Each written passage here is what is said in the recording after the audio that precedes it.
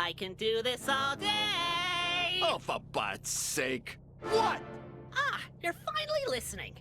You know, ever since you threw me in here with Captain Sunshine over there, 10, I've been feeling so carsick. 9, and I can't help but think you're not upholding your responsibilities. 8, according to the algorithm convention. 7, What the heck? and I know mobsters aren't so keen on rules.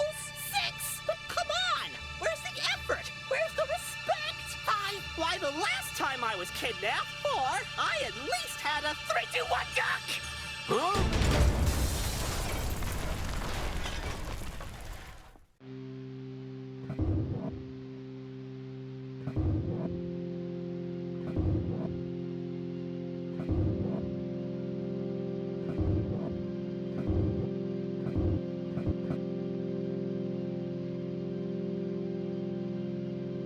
Akimbot crossed my sights when I heard that the game was very similar to Ratchet & Clank, so I made sure to pick it up and play it for myself since I'm a big fan of Ratchet & Clank, despite not playing Rift Apart yet. Leave me alone.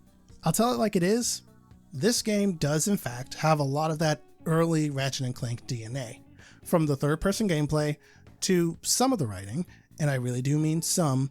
It doesn't go for toilet humor and the like, often like early Ratchet & Clank did, specifically Ratchet & Clank 1 did sometimes, to the dynamic between XE and Shipset, being similar to Ratchet & Clank's dynamic. Though, if you ask me, I'd say their dynamic is more like Sasuke and Claptrap, which has some funny moments, and others that just landed face first onto the ground for me. Right over there, in that hub behind the docks. Fine, but on one condition. Once we're out of database orbit, we go our separate ways. I never want to see, hear, or think about you ever again. You got it? Fine. With that attitude, I'll be happy to never see your face again. Let's just go. And frankly, I found XE's catchphrase, if you can call it a catchphrase, pretty annoying, but I got over it. That's why I relate XE's personality to Sasuke's, because in my head, I'm just hearing, early Naruto, Yuri Lowenthal, just, I don't need your help, Naruto. Get out of my way, loser. That thing. Anyway, I have to say that the game is a lot of fun, with a couple of minor drawbacks. Let's get into it. The general premise of Akimbot is that you play as a merc named XE, and together with your fellow escapee, Shipset, they are tasked by the ambassador to stop evilware, yes, they lean very hard on the robot jokes and puns, from recovering a time-traveling artifact called the Artifact. Look, I don't know what to tell you, that's what they call it. I think the story is predictable and serviceable at best in its major beats, but admittedly it's not afraid to get silly at times with how it gets to those beats. The story is decent, but nothing to write home about. That's the long and short of it. Very Saturday morning cartoon. Visually, the game looks pretty good. Initially, there isn't much to write home about in regards to the environment variety in the levels, but the game changes locations very often. Whether or not each one is interesting to look at and of themselves, that part is up for debate. Before I get to the gameplay though, I want to talk for a minute about the cast of characters. At the best of times, this game has gotten a chuckle out of me. At the worst of times, it nearly got an eye roll from me with some of its dialogue.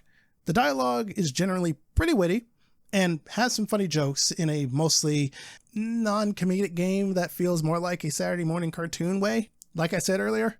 But even then, there's a reason I said that Shipset comes off as more of a Claptrap character to me. Shipset is genuinely annoying, and I sympathize with XE, even if XE's whole personality just amounts to like I care. Fine, but I'm going to do this my way, so stay out of it. They're still fun in their own right overall, once you get over the initial, okay, these are the characters we got, okay. And I see the dynamic they were going for in a buddy cop kind of way. I just think it's hit or miss. Now, other characters, for the few that there are generally decent, but nothing to write home about. I'm going to be saying that a lot, or have said that a lot by this point. I feel weird critiquing a character for being what they're supposed to be. It feels odd, but I guess there is such thing as overdoing it, so I'd say that Shipset falls into that category.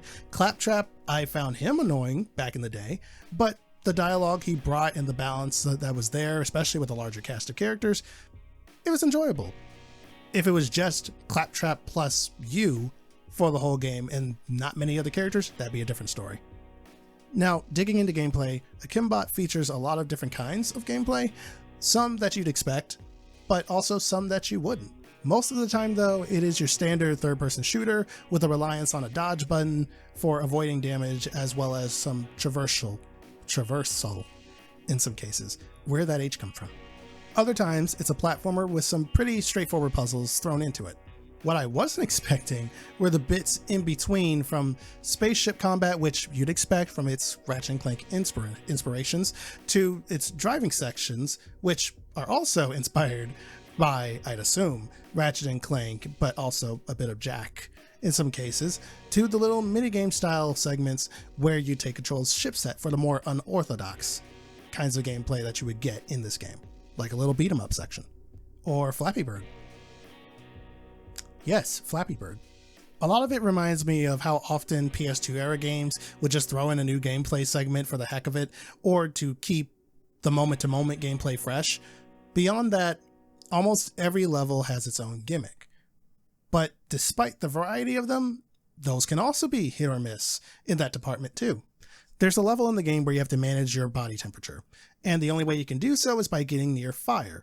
I thought that was pretty cool and provided an extra thing to keep track of while I was doing my usual third-person shooter stuff. But there's also a portion of the game that kind of pads itself out a little bit, intentionally, for a joke, with side quests that you have to do. I get it, it's a joke, but it could have been an email. That's just me. Again, hit or miss. Going back to combat for a moment, I wasn't a big fan of how I'm just guaranteed to get shot during combat, no matter how many times I dodge and keep moving. This is because the enemies don't so much aim at you, but rather aim where you're going, which frankly is what you should do, but do you know what I'm trying to say? You'll end up walking into lasers more often than you'll be dodging them. You'll dodge, move here, move there, but sometimes you'll dodge into a shot because they're not aiming at you at that point. They are aiming where you're going. And sometimes I'm like, hacks, how'd you know I was going there? I tried to serpentine. I'm assuming that the developer, Evil Raptor, must have noticed that this was the case because they put healing bots on almost every area you could possibly go in each level. That said, I wouldn't say combat is difficult. I have died here and there, but mostly due to me being a little careless or aggressive. It's just busy.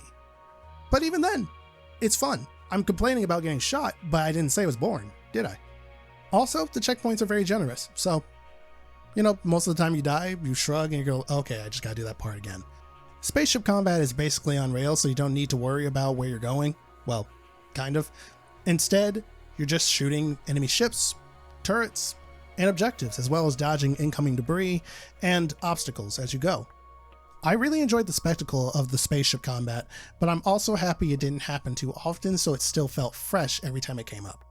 Now, what I didn't enjoy were the driving segments. No, I'm not talking about the ship, I'm talking about a ground vehicle. They're on a linear track most of the time, so it's not the driving that was the problem for me. No, it was how weighty the car you drive is. You'd be driving and boosting and shooting at enemies, but then you have to jump a gap or jump over an obstacle. What I expected was to clear the jump and not lose momentum or lose very little. What I got was clearing the jump and losing just about all of my momentum. So it kind of just hurt the flow of it.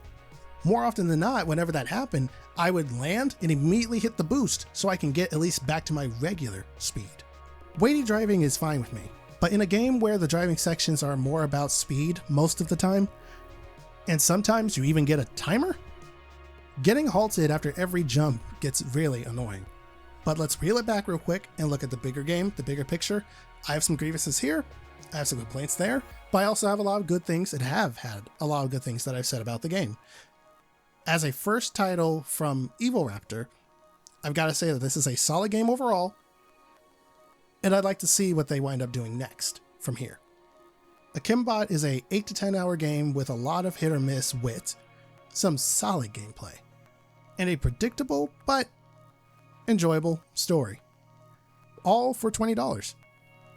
If I were to be cynical, I'd say that this is a good, we have Ratchet & Clank at home game.